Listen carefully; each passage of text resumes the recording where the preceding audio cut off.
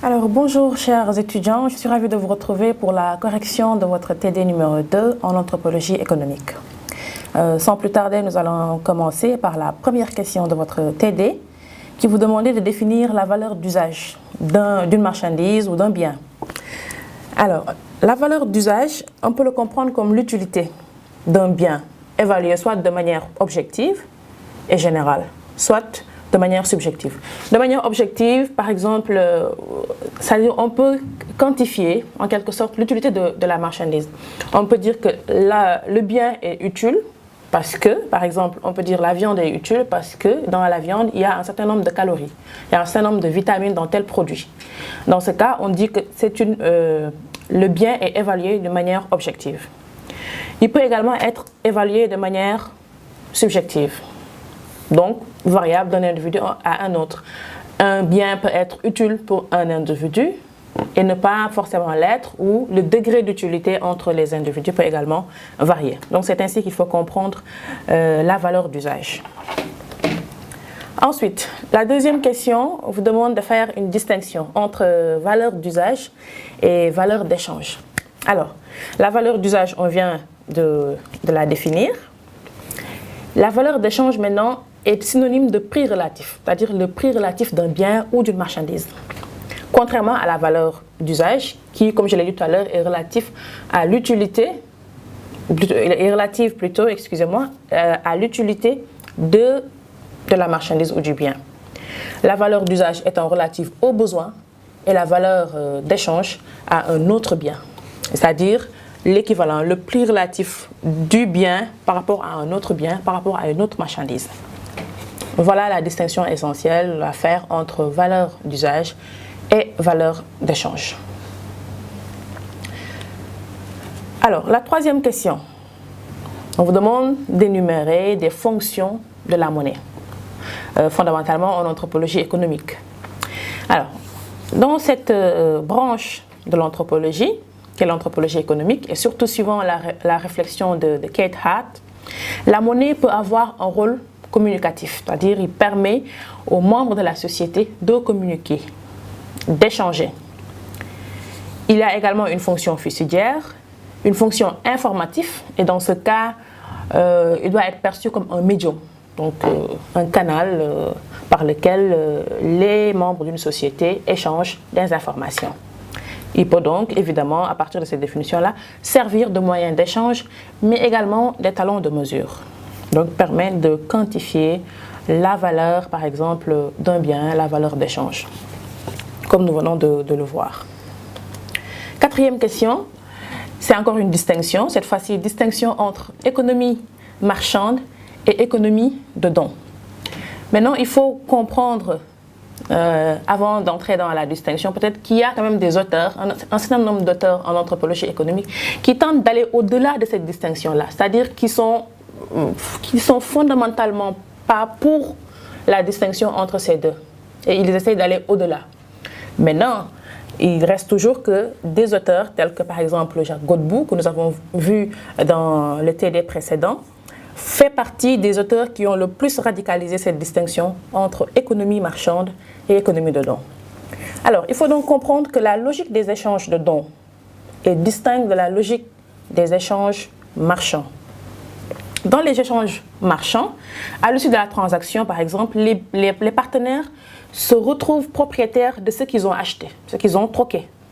Ce qui n'est pas le cas dans l'économie de don, puisque dans l'économie de don, la chose qui est donnée n'est pas aliénée. C'est-à-dire que celui qui donne garde une certaine traçabilité du produit qu'il a donné. Donc ça, c'est une différence fondamentale entre l'économie marchande et l'économie de don. Ensuite, dans l'économie marchande, l'échange de marchandises, de biens, de richesses repose sur l'établissement d'un rapport quantitatif entre des objets aliénables circulant entre les partenaires dont on occulte la relation. Donc, entendez ici la relation entre ces partenaires-là. Tandis que l'échange de dons repose sur l'existence d'un rapport qualitatif. Tout à l'heure, on avait dit un rapport quantitatif pour l'échange dans l'économie marchande. Alors, cette fois-ci, c'est un rapport qualitatif entre les partenaires qui dépendent l'un de l'autre, entre lesquels les objets inaliénables Donc, les objets échangés ici sont inaliénables, c'est-à-dire qu'ils gardent toujours la trace du donateur. Celui qui reçoit garde toujours une trace du donateur. Voilà en quelque sorte donc la distinction à faire entre économie marchande et économie de don.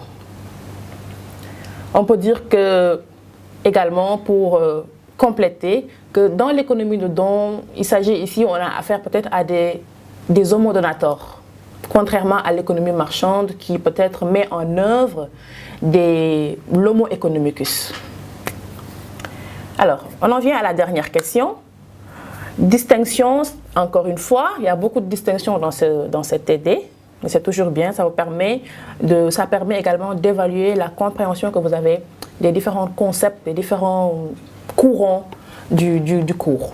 Distinction entre courant substantiviste et courant marxiste.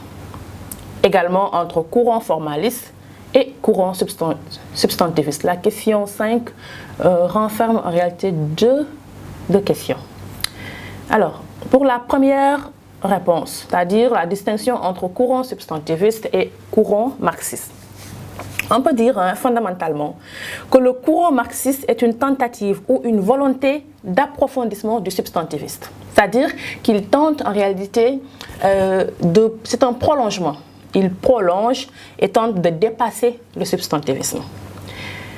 Aussi, leurs divergences, si on peut les appeler ainsi, se situe dans le fait que lorsque le substantivisme met l'accent sur la circulation et la répartition des biens pour comprendre les logiques de fonctionnement des systèmes économiques, les marxistes, quant à eux, se centrent sur la production.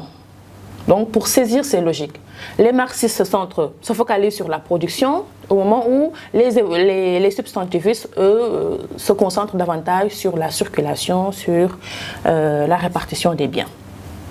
Ensuite, deuxième point de divergence, toujours pour les marxistes, l'analyse d'un système économique ne se confond pas avec l'observation de ses aspects visibles, ni avec l'interprétation des représentations des acteurs.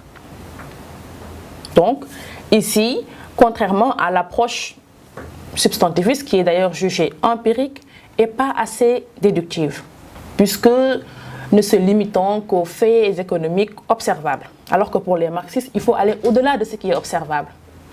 Il faut interroger les faits économiques qui s'opèrent de manière inconsciente, mais également des faits économiques qui sont cachés, qui ne se révèlent pas forcément à l'observation. Donc, il faut donc une prise en compte des aspects invisibles et inconscients pour mettre à jour les structures explicatives de l'organisation sociale. Donc, voilà en quelque sorte les différents